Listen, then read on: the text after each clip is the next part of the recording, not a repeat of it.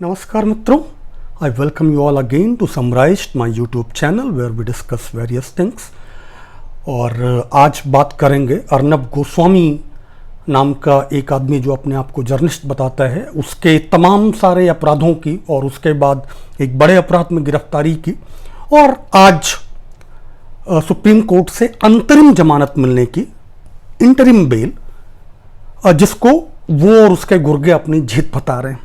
सबसे पहले यहाँ से शुरू करूँ कि मतलब ह्यूमन राइट्स में काम करते हुए हम लोग रोज पुलिस की क्रूरता देखते हैं, पुलिस की बर्बरता देखते हैं। मतलब human rights is a field, means the field I have chosen is the field where like all we deal with this police, judiciary, human rights violations, human rights promotions also, hunger, poverty, fight for the rights, violations of the rights। हमारी ज़िंदगी ही इन्हीं सारी चीज़ों की तरफ घूमती है। हमारे लिए बहुत आम बात थी, बहुत कुछ, लेकिन उस दिन जो हुआ 4 नवंबर 2020 की सुबह जो हुआ वो बहुत अलग था। वाइब बहुत अलग हुआ। मैं आपको ये बात शुरू करने के पहले, हाँ, अगर आपको ये मेरी बातें पसंद आ रही हूँ, अच्छी लग रही हूँ, आपको इससे कुछ समझ में आ रहा हो तो डू फॉलो माई चैनल। मैं सबसे पहले आपको एक बड़ी बात करना चाहूँगा और जो बहुत बड़ी ही नहीं, बहुत ज़रूरी बात भी है।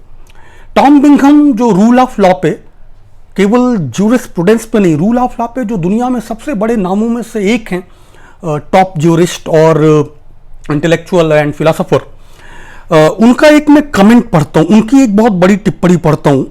टॉम बिंघम ने अपनी क्लासिक किताब है द रूल ऑफ लॉ, उसमें लिखा था, एक वाक्य है, मतलब एक कोट है वहाँ से, the hallmarks of a regime which flouts the rule of law are alas all too familiar.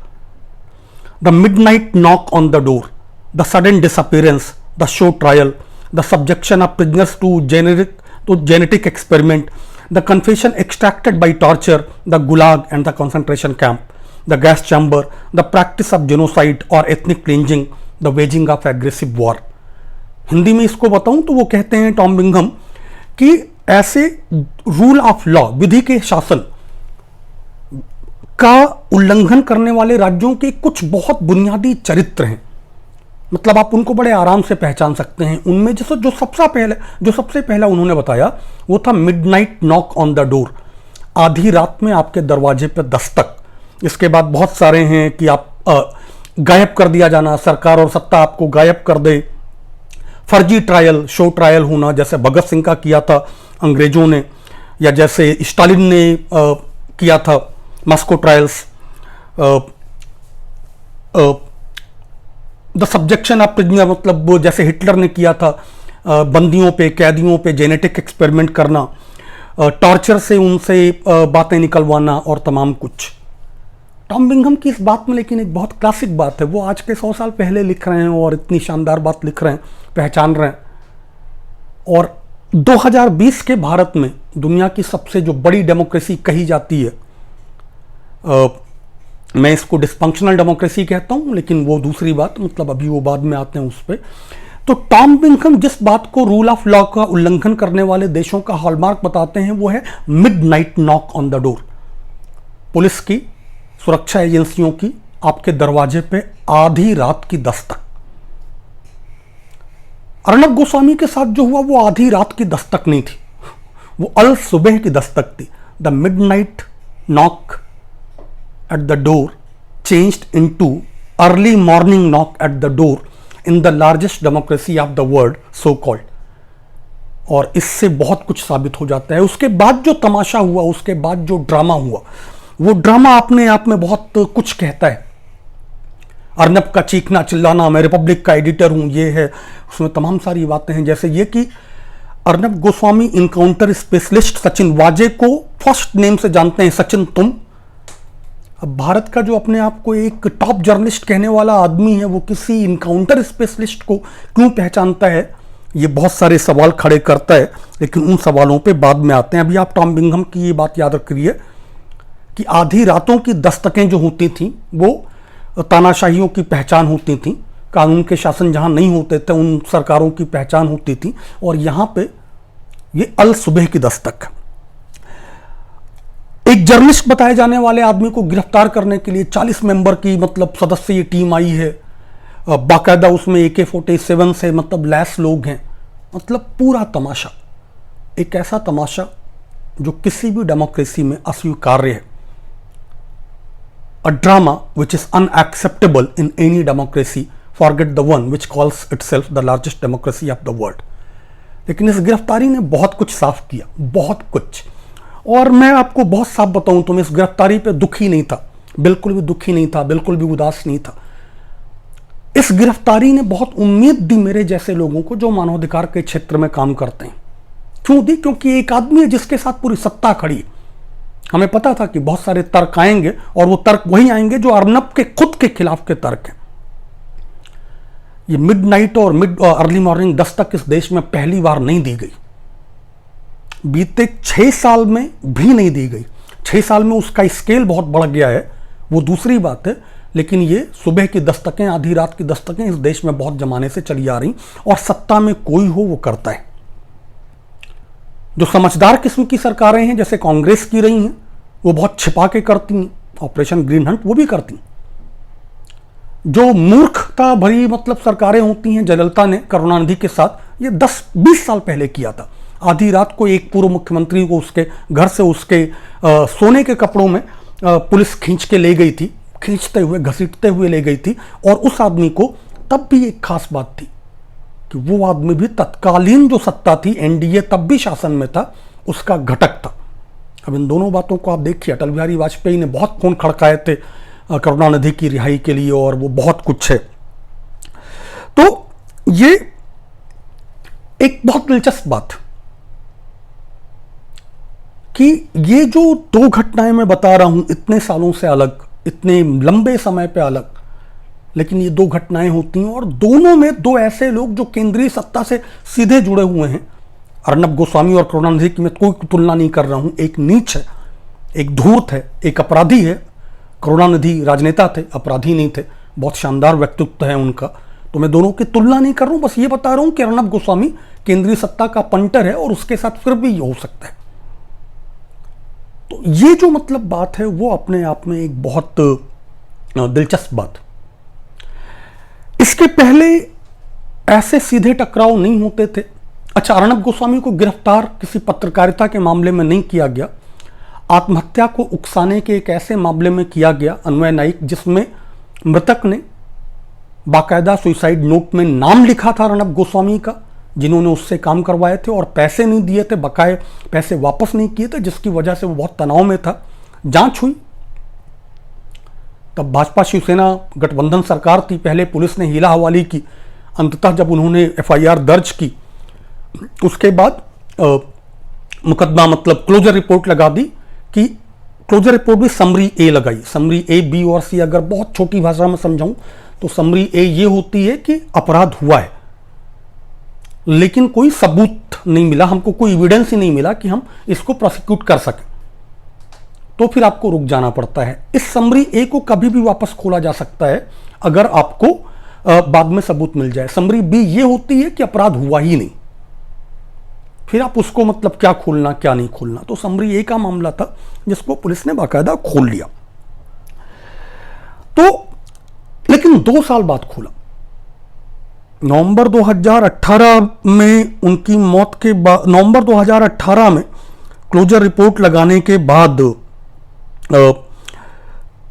नवंबर 2018 में क्लोजर रिपोर्ट लगाने के बाद नवंबर 2020 में यह केस वापस खोल लेना और भारत के सबसे प्रख्यात सत्ता के पीआर में से एक को उठा लेना, प्रवक्ताओं में से एक को इस तरह से उठा लेना केंद्रीय सत्ता को चुनौती देते हुए, ये मतलब दिलचस्प बात थी। अब यहां पे मैं पहली बात कहूंगा कि आप एक बात देखिए कि एक केस हुआ था, वो बंद हुआ बाकायदा सबूत के बावजूद। एविडेंस इससे बड़ा क्या होगा कि मृतक ने बाकायदा नाम लिखा है अर्नब गोस्वामी का अपनी आत्महत्या की नोट में, सुसाइड नोट में, लेकिन उसके बावजूद क्लोजर रिपोर्ट लगा देना कि एविडेंस नहीं है, और फिर जब जरूरत पड़े तो खोल लेना। यह बात अपने आप में बहुत कुछ कह रही है। खैर, इसके आगे बढ़ते हैं। अन्वय नाइक की मां की बेटी लगातार इस बारे में प्रयास करती रही हैं, लगातार उन्होंने बहुत सारे दरवाजे खटखटाए, अब यहाँ पे 1 मिनट रुक के, कि मतलब पुलिस अपनी मर्जी से केस खोल ले रही है, पुलिस अपनी मर्जी से केस बंद कर ले रही, लेकिन यह अकेले अर्नब के साथ नहीं हुआ है। सिर्फ एक उदाहरण दूं संजीव भट्ट का, जिनको 30 साल पुराने मामले को खोल के लगातार जेल में सड़ाया जा रहा है, जो कि वरिष्ठ IPS ऑफिसर थे। तो ये सिर्फ अर्नब के साथ नहीं हुआ है, ये भी होता रहा है। ये जो उनके घर पे छापा पड़ा है, ये भी कोई पहली बार नहीं है, और ना किसी प्रतिष्ठित आदमी के ऊपर पहली बार है। सुधा भारद्वाज जो भीमा कोरेगांव में फर्जी, मतलब बिल्कुल साफ है कि फर्जी मामले में जेल में बंद करके रखी गई हैं, जिनको छत्तीसगढ़ हाईकोर्ट की न्यायाधीश बनाने का प्रस्ताव आया था, लेकिन उन्होंने मना कर दिया क्योंकि वो कार्यकर्ता ही बने रहने चाहती थी, और जिनकी बेल की एप्लीकेशन पे सुप्रीम कोर्ट, जिसने आज बेल दी कि हम पर्सनल लिबर्टी को कंप्रोमाइज नहीं कर सकते हैं, हम निजी स्वतंत्रता से समझौता नहीं कर सकते हैं, उसी सुप्रीम कोर्ट के जज दूसरे थे, ने उनको कहा कि आपका बेल, मतलब जो एप्लीकेशन है बिल्कुल साउंड है, मतलब ये तो बिल्कुल ठीक लग रहा है, आप डिस्ट्रिक्ट कोर्ट वापस क्यों नहीं जाती। उन्होंने बेल नहीं दी। अर्नब की गिरफ्तारी का एक जो सबसे अच्छा पहलू है वो ये कि आज का जो फैसला है, जो प्रेसिडेंट बनेगा फादर स्टैन स्वामी के लिए, सुधा भारद्वाज के लिए, गौतम नवलखा के लिए, तमाम लोगों के लिए, देश के तमाम सारे ऐसे लोगों के लिए नजीर बनेगा। पर उसके पहले आते हैं कि इसके पहले क्या हो रहा था, कैसे हो रहा था। किसी को भी, मतलब किसी भी एक्टिविस्ट को उठा लेना, कफील खान और एक्टिविस्ट नहीं, रिया चक्रवर्ती खुद अर्नब की शिकार। अर्नब उन लोगों में से हैं। आज अर्नब के वकील हरीश साल्वे ने दलील दी, bail not jail is the rule, कि अगर व्यक्ति जो गिरफ्तार किया जा रहा है, अगर वो सबूतों को प्रभावित करने की स्थिति में ना हो, अगर वो सबूत मिटाने की स्थिति में ना हो, तो the fundamental rule is that he should be given bail. और दरअसल मैं कल आपसे बात करूंगा मजिस्ट्रेसी पे, कि मजिस्ट्रेसी का कॉन्सेप्ट ही इसीलिए आया। ब्रिटेन का जो पॉलिटिकल, जो कॉन्स्टिट्यूशनल डेवलपमेंट है, एक जमाना था जब राजा सुप्रीम होता था, उसकी जो मर्जी वो करता था। उसने अपने सिपाही को, सैनिक को, जिसको बोला कि किसी को भी उठा लो, तो वो उठा लेते थे, और उनके और जेल और उस नागरिक के बीच में कोई जगह नहीं होती थी, इसीलिए वो नागरिक भी नहीं होते थे। तो ब्रिटेन का जो कॉन्स्टिट्यूशनल डेवलपमेंट है, जो उनका जो कॉन्स्टिट्यूशनल संघर्ष है, स्वतंत्रता का जो संघर्ष है, उनका नागरिक आज़ादी का जो संघर्ष है, उसमें मजिस्ट्रेसी का कॉन्सेप्ट ही इसीलिए आया कि पुलिस, मतलब जो लॉ इन्फोर्समेंट जिसको आप बोलते हैं, कोअर्सिव फोर्स जिसके पास होती है, वो डिक्टेटोरियल ना हो जाए, वो ऑटोनॉमस ना हो जाए, वो ये ना कर सके कि उसकी जब मर्जी हुई किसी को उठा लिया। और ये बात बहुत दिनों तक चलती भी रही। अर्नब गोस्वामी उन लोगों में से है, उन अपराधियों में से है, उन धोखेबाजों में से है, उन देशद्रोहियों में से है, जिसने भारतीय संविधान के इस मूल सिद्धांत की लगातार अवहेलना की है। रिया चक्रवर्ती के खिलाफ उसने जो कैंपेन चलाया, मैं अभी आप ध्यान दें, मैं एक्टिविस्ट की बात ही नहीं कर रहा हूं। आज अर्नब की पूरी दलील यह है कि ना आत्महत्या के वक्त वहां था, ना वो कभी उससे मिला।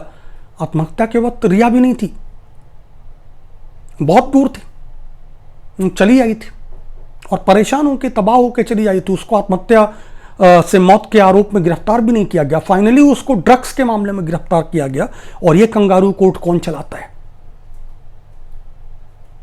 अर्नब गोस्वामी हर रात जब अपने चैनल पे चीखता था, गिरफ्तार क्यों नहीं हुआ, वो अब तक सलाखों के पीछे क्यों नहीं है, वो देशद्रोही अब तक आजाद क्यों घूम रहा है, वो ऐसा क्यों है, वो वैसा क्यों है।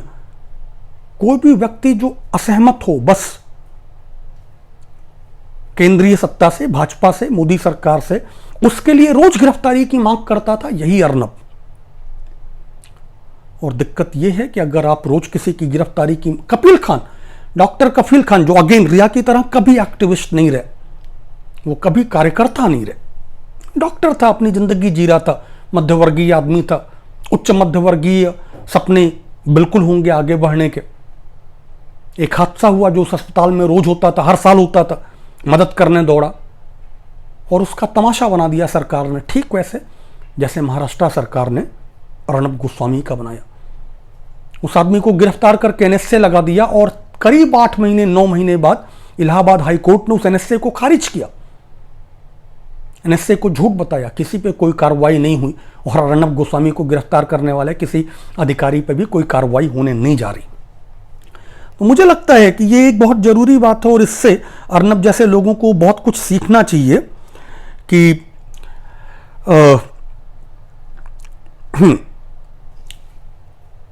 ये मतलब तो सबसे दिलचस्प बात है कि रोज आप एक बात कह रहे हैं कि मतलब इनको गिरफ्तार करो, उनको गिरफ्तार करो, इनको क्यों नहीं गिरफ्तार किया, उनको क्यों नहीं गिरफ्तार किया। आपने रिया को गिरफ्तार करवाया, आपने कफील को गिरफ्तार करवाया, झूठे आरोपों में सब 1 महीने मतलब जेल रहे। मतलब आप भूल गए थे, you forgot that everyone is equal in front of law. Now it doesn't matter whether it's a good law और bad law. I am not talking about rule of law. कानून में और कानून के शासन में फर्क समझिएगा। एक होता है कानून, कानून तो तानाशाहियों में भी होते हैं। एक होता है कानून का शासन, तानाशाहियों में कानून के शासन नहीं होते। लोकतंत्र कानून के शासन से चलने चाहिए, लेकिन दुनिया के ज़्यादातर जो लोकतंत्र हैं वो डिफेक्टिव हैं। जो सबसे पॉजिटिव लोकतंत्र हैं वो ज़्यादातर यूरोपियन, और आप देखें कि वहाँ पे कितनी निर्बाध स्वतंत्रता है। जिस अमेरिका के मतलब तलवे चाटते हैं मतलब आज के निजाम के लोग, आप अगर उसको देखिए कि वहाँ पे कोई भी नागरिक व्हाइट हाउस के सामने जाके अमेरिकी झंडा जला सकता है, क्योंकि वो कोई हिंसा नहीं कर रहा है, इसलिए उसके खिलाफ कोई मामला नहीं बनता है। हमारे यहाँ झंडा जलाने की बात करिए, छोड़ दीजिए, झंडे के सम्मान पे भी कोई आपके ऊपर देशद्रोह का आरोप लगा के आपको 6 महीने अंदर कर सकता है। अब अगर आए कि मतलब यहां पे दूसरी बात कि अगर एक और बहुत दिलचस्प बात यह है कि अर्नब गोस्वामी जिस तलोजा जेल में ले जाए गए, ये वही जेल है जिसमें वरवरा राव और फादर स्टैन स्वामी 83 साल के, ये 2 वो कैदी भी बंद थे जिनकी गिरफ्तारी की, रोज गिरफ्तारी की मांग अर्नब गोस्वामी ने की थी, जिनको मुंह छूटते ही एंटी नेशनल बताया था, देशद्रोही बताया था। मतलब we call it poetic justice that he was sent to the same jail in which father Stan Swamy and Varavara Rao near accused in Bhima Koregaon case to were imprisoned. What an irony, मतलब कितनी विडंबना है। खैर, उसके आगे बढ़े तो मतलब और एक दिलचस्प बात है कि जैसे उसको ले जाया गया जेल वैन में, जब जेल ले जाया गया मतलब पहले खींच के घसीट के घर से ले गए, किसी के साथ ये व्यवहार नहीं होना चाहिए। No one should be treated like this in a rule of law. But you remember the attack on Kanhaiya Kumar, former JNU president, inside a court? Who incited that attack? Arnab Goswami and his ilk. He is not alone. I'm not saying that he is alone. Sudhir Chaudhary, Arnab Goswami, वो क्या नाम है उसका, दीपक, और वो Times Now वाली what Smita Kumar something, they are all in the same boat. In fact, the only guy who pretends to be Sueb, Rahul Kanwal, too is their gang. कल उसने बोला कि मतलब oh we means NDA BJP are down to 119। खैर वो थोड़ा सुएब है, मतलब वो इस स्तर पे नहीं उतरता। सुधीर चौधरी भी मतलब तिहाड़ जेल में 6 महीने रह के आए हैं, और वो भी एक्सटॉर्शन के आरोप में रह के आए हैं। तो जिस तरीके से पहले गिरफ्तार किया, किसी भी पत्रकार की इस तरह से गिरफ्तारी नहीं होनी चाहिए, लेकिन अर्नब पत्रकार नहीं। किसी भी नागरिक की इस तरह से गिरफ्तारी नहीं होनी चाहिए, तो नागरिकों की गिरफ्तारी इस तरह से होती रही है, और अर्नब भी केवल नागरिक है, he is not some super citizen. Rhea Chakraborty को अगर आप इस तरह से ले जा सकते हैं, जिस तरह से टाइम्स, जिस तरह से उसके रिपब्लिक टीवी के ही गुंडों ने उसके ऊपर हमला किया, उसके साथ शारीरिक दुर्व्यवहार किया, लगभग they physically molested her with their cameras, everything got back to him. I don't say karma is a snake. I don't believe in karma, but I do believe in the power of law, even if it's a bad law. मुझे कर्मा में कोई यकीन नहीं है, लेकिन मुझे कानून में यकीन है, और अगर कानून खराब है तो वो बराबर खराब है सबके लिए। You can not always be on the right side of the powers that में। 2018 में जब क्लोजर रिपोर्ट लगी थी अन्वय नाइक सुसाइड केस में, तब भी शिवसेना ही सत्ता में थी भाजपा के साथ। तब उसने ऐतराज नहीं किया था क्योंकि वो एक साइड में थे। तब अर्नब को ये नहीं पता रहा होगा कि एक दिन शिवसेना उधर चली जाएगी और जिस तरह से उसने टारगेट किया वो उस तरह का कुछ हो जाएगा, ऐसा उसको नहीं पता रहा होगा। दूसरी बात कि अगर रूल ऑफ लॉ होता है तो एवरीवन, विधि का शासन होता है तो everyone has a guaranteed right, तो उसके साथ वही हो सकता है जो कानून के दायरे में होगा। जब रूल ऑफ लॉ नहीं होता है, जब किसी भी डिग्री में हो डिक्टेटरशिप होती है, तो कुछ लोगों को भ्रम हो जाता है। अर्नब गोस्वामी जैसे लोगों को भ्रम हो जाता है कि they are above law, so they are in fact above law till they are in the good books of the power that में। Arnab Goswami should have learned from Gaddafi, Saddam Hussein, Idi Amins, Pol Pots. अगर कानून का शासन नहीं है, अगर कानून का शासन नहीं है तो फिर आप कोई भी हो, जिस दिन आपका सत्ता का समर्थन गया, जिस दिन आपकी ताकत गई, उस दिन आपका कत्ताफी भी किया जा सकता है। जनता ने किस तरह से दौड़ा के मारा था, कितनी बेइज्जती से मारा था, अगर आपको याद हो। Arnab Goswami is who? A minnow. Muammar Gaddafi was who? More than 3 decade despot of Libya. कोई छू नहीं सकता था उसे। तो जब आपको ये लगता है, मतलब एक यहां पे एक कॉमिक थोड़ा सा मतलब वो करता हूं, सिस्टम का क्या है कि इसके पहले ये क्यों नहीं हुआ? हमले तो बहुत सारे हुए, बहुत सारे प्रदेशों में विपक्ष की सरकारें, उन्होंने अर्नब जैसों को क्यों नहीं छुआ? इसके पीछे एक बड़ी वजह है कि इस तरह की दिक्कतें एक फेडरल स्टेट में पहले भी होती रही हैं। अगर केंद्र में किसी और की सत्ता है, प्रदेशों में किसी और की सत्ता है, तो टकराव होते रहे। केंद्र के पास सीबीआई, ईडी, एनसीबी, तमाम सारी, इनकम टैक्स डिपार्टमेंट, तमाम सारी केंद्रीय एजेंसीज हैं जिनका वो इस्तेमाल भी करती रही। लेकिन अब तक जो इस्तेमाल होता था वो बहुत दबे छुपे होता था, दबाव डालने में होता था। We know why Mayawati and Mulayam Singh Yadav kept going on soft, kept on BJP and all that। बीते 6 सालों में जैसा हुआ है, Virbhadra Singh sitting chief minister की बेटी की शादी के दिन उनके घर छापा पड़ जाना, अभी अशोक गहलोत की जब सरकार खतरे में थी तब उनके भाई पे ईडी का छापा पड़ना। अब आपको याद है वो मामला कहां गया? You remember, like where did that case disappear? मतलब ये क्या है कि ईडी को अचानक से कुछ याद आता है। अभी ईडी रिया को नहीं जांच कर रही है, कुछ उसको मिला भी नहीं क्या? तो जब जरूरत पड़े, मुकुल रॉय नाम का एक आदमी याद है जो टीएमसी का लीडर था, जिसके ऊपर प्रधानमंत्री मोदी जी स्वयं आरोप लगाते थे शारदा चिटफंड स्कैम का, बहुत बड़ा स्कैम का, वो घोटालेबाज। सीबीआई, सीआईडी, ईडी, आईटी सब उसके पीछे पड़े थे। बीजेपी ज्वाइन कर ली, बड़ा नेता है। Ditto with Narayan Rane, a former Shiv Sena leader, same. तो इस सरकार ने जो किया है, जिस लेवल पे केंद्रीय एजेंसीज को स्टेट गवर्नमेंट्स के खिलाफ यूज किया है, उसको लेके तो एक एंगर था ही। हमने सीबीआई वर्सेस सीबीआई देखा है, हमने कोलकाता पुलिस को सीबीआई को गिरफ्तार कर लेते हुए देखा है। So this level of confrontation no government had ever attempted before. लेकिन जो गवर्नमेंटल एजेंसीज हैं उनको कुछ कुछ इम्प्यूनिटीज हैं, उनको कुछ कुछ छूटें प्राप्त हैं। जैसे आप किसी आईपीएस को अगर गिरफ्तार करेंगे तो उसके आपके सीनियर को आपसे मतलब आपको परमिशन लेनी पड़ेगी, लाइन ऑफ ड्यूटी, और ये कुछ होता है। A journalist has no such defence. अगर आप क्राइम कर रहे हैं, if you are accused of an abetment to suicide, तो आपको मतलब आपका कोई प्रेस फ्रीडम नहीं है उसमें। अगर आप किसी सिटिंग चीफ मिनिस्टर को बोल रहे हैं उद्धव आ, आप कमिश्नर ऑफ पुलिस को बोल रहे हैं कि परमबीर आ,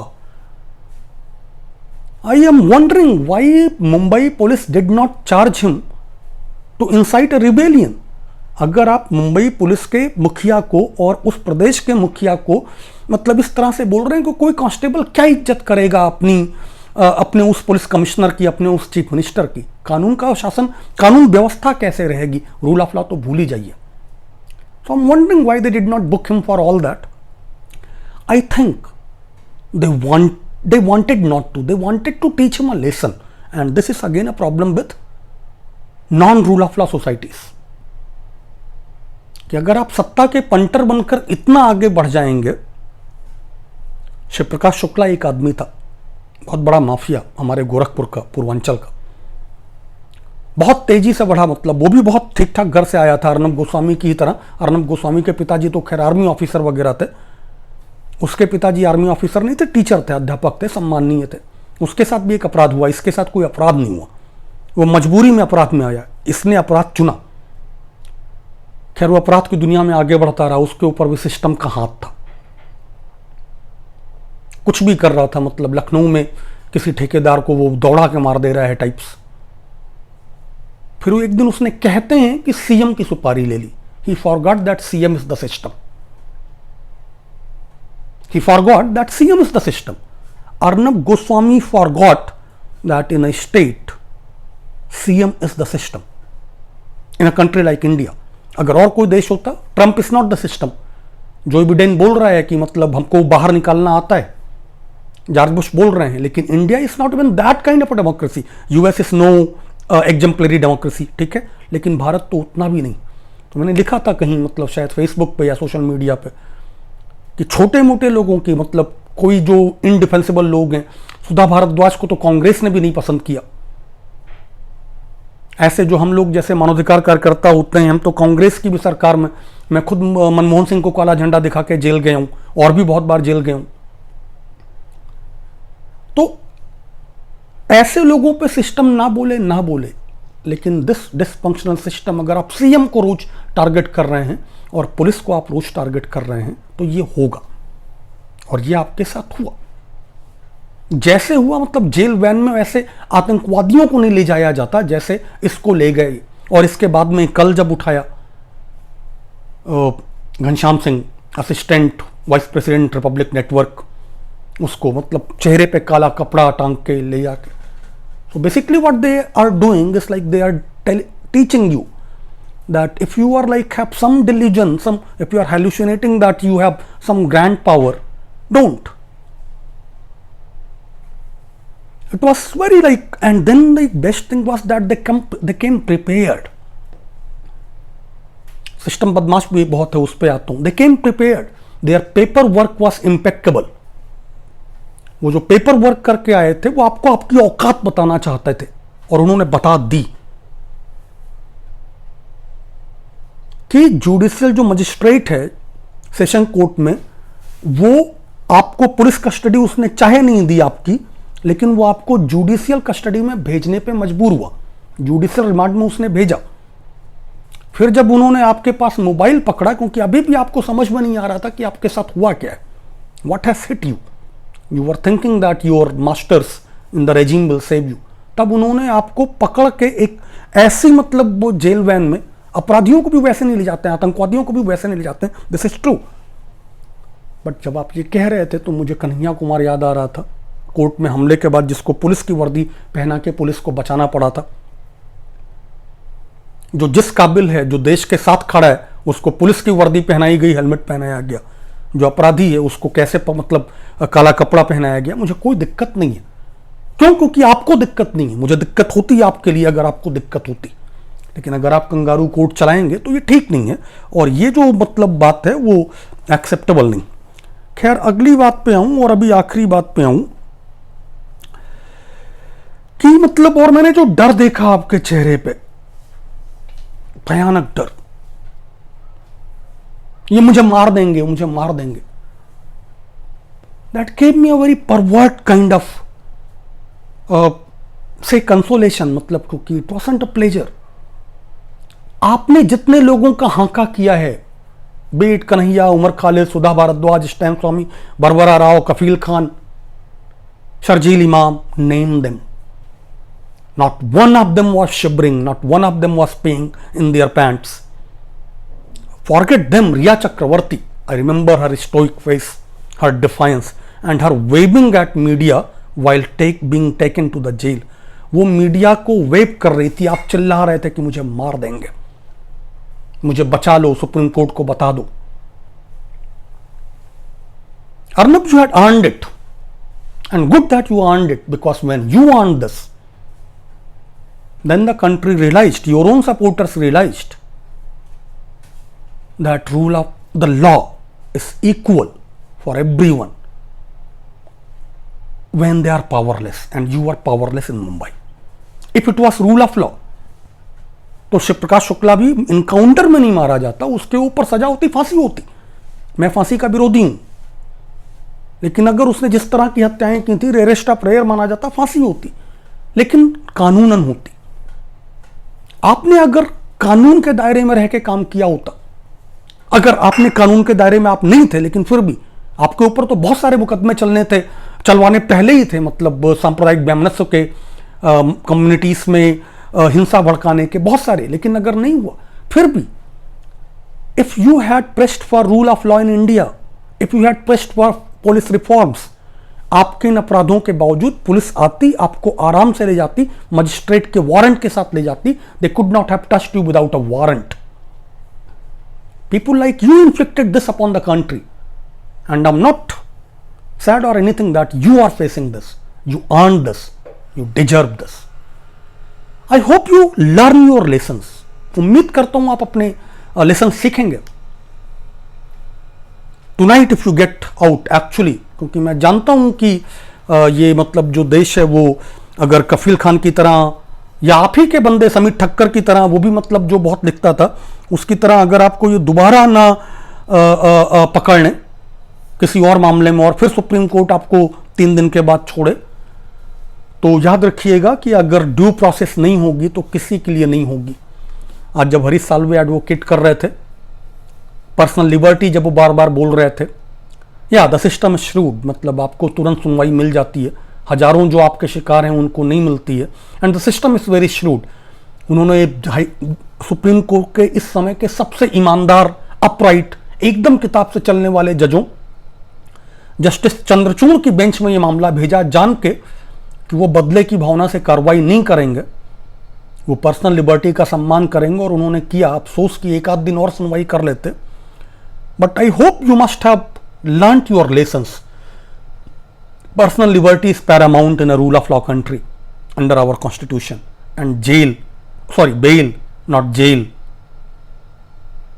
is the rule. मजिस्ट्रेसी का कॉन्सेप्ट इसीलिए आया था।